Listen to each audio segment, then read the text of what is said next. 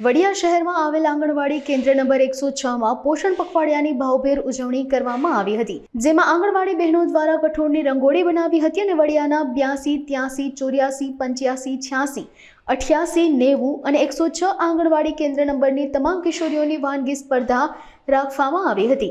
આ ઉપરાંત સગર્ભા કિશોરીને પેકેટ વિતરણ કરવામાં આવ્યા હતા અને પેકેટમાંથી પોષણયુક્ત વાનગી બનાવવાની સલાહ આપવામાં આવી હતી, જેમાં તમામ આંગણવાડી વર્કર બહેનો, સુપરવાઇઝર બહેનો તથા કિશોરીઓએ વાનગી સ્પર્ધામાં ભાગ લીધો હતો અને વાલીઓ, બાળકો સહિતના હાજર રહ્યા હતા। મારું નામ બાલાકરિયા સલોગર છે। હું આંગણવાડી કેન્દ્રમાંથી આવું છું। આજે અમે પોષણ પખવાડિયામાં ભાગ લીધો છે। એમાં અમે દર મહિને પૂર્ણા શક્તિમાંથી પેકેટમાંથી અમે દર વખતે નવી વાનગીઓ લઈએ છીએ। આજે હું ખાંડવી બનાવીને લાવી છું। નમસ્તે, મારું નામ વાઘેલા પ્રિયંકા રાજેશભાઈ છે।